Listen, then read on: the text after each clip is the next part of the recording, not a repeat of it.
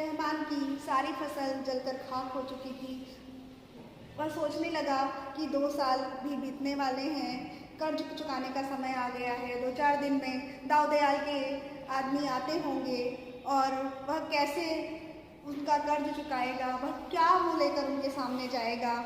इतने में थोड़े दिनों बाद ही समय हो गया। दाऊ दयाल ने बुलवाया रहमान को। रहमान वहाँ पर गया और उनके सामने गिड़गिड़ाने लगा, रोने लगा और अपनी समस्या बताई।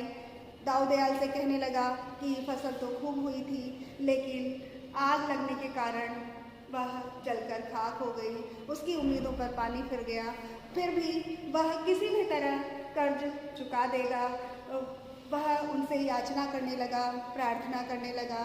दाऊ दयाल ने उससे कड़क कर पूछा, ऊंची आवाज़ में उससे पूछा कि कैसे कर्ज चुकाओगे, कैसे मैं अगर कर्ज चुकाते हो कि मैं तुम पर मुकदमा कर दूँ। पुनः रहमान याचना करने लगा, उनसे प्रार्थना करने लगा कि मैं एक एक पैसा चुका दूंगा और कुछ भी करके आपका एक भी पैसा अपने पास नहीं रखूंगा। अब दाऊ दयाल थोड़ा विनम्र हुए और उससे कहने लगे, थोड़ा मुस्कुराए और उससे कहने लगे कि रहमान, तुम मेरे देनदार अब नहीं रहे। तुमने जो मुझे गाय दी थी उससे मैं 800 रुपये कमा चुका हूँ। उसने दूध ही इतना दिया, इतनी अच्छी गाय थी कि मैं उससे पहले ही रुपए कमा चुका हूँ और साथ में उसके 2 बछड़े भी हैं, उसे तुम ले जा सकते हो। और जो तुम्हारा कर्ज था वह एक तरह से चुक गया है और अब तुम मेरे कर्जदार नहीं रहे हो। यह सुनकर रहमान को अपने कानों पर विश्वास नहीं हुआ। वह उनकी तरफ एकटक देखता रहा और इधर दाऊ दयाल बोलते जा रहे थे कि तुम सच्चे और नेक आदमी हो और तुम्हारी मदद के लिए मैं हमेशा तैयार रहूँगा।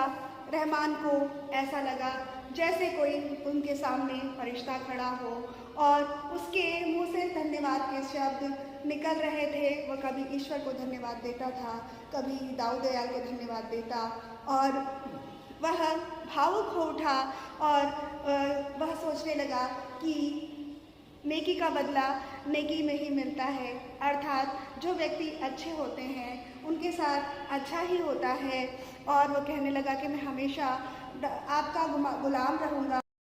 कहानी के अंत में दाऊ दयाल रहमान से कहते हैं, तुम मेरे दोस्त हो। गुलाम तो छुटकारा पाने के लिए जो रुपए देता है उसे मुक्ति धन कहते हैं। तुम पहले ही वह मुक्ति धन दे चुके हो। अब भूल कर भी यह शब्द नहीं कहना, और क्योंकि अब हम दोस्त हैं। अब तुम मेरे कर्जदार नहीं हो, गुलाम नहीं हो। इस प्रकार कहानी का अंत सुखांत होता है। लेकिन बच्चों, आपने देखा किसान किस प्रकार से समस्याओं का सामना करता हुआ, कर्ज चुकाता हुआ, सबकी इच्छाओं को पूरा करता हुआ अपना मन मारता जीवन यापन करता है। यहाँ पर दाऊ दयाल जैसे भले आदमी हैं, लेकिन सब किसानों को इस प्रकार के भले आदमी नहीं मिलते थे और जो जमींदार होते थे उन पर कर्ज चढ़ाते रहते थे। किसान की पीढ़ी दर बदर भटकती रहती थी और कर्ज चुकाती रहती थी, लाचारी में अपना जीवन यापन करते थे। यह कहानी हमें सीख देती है कि जीवों पर हमें दया करना चाहिए, गरीबों की समस्याओं को समझना चाहिए, उनकी समस्याओं को समझते हुए समाधान देना चाहिए। इस समाज में हम रहते हैं तो हमारे अंदर मानवता की भावना होनी चाहिए। प्रेम और करुणा मानवता के आधार स्तंभ हैं। यही मनुष्य को सच्चा मनुष्य बनाते हैं और हमें इसे जीवन में धारण करना चाहिए। धन्यवाद।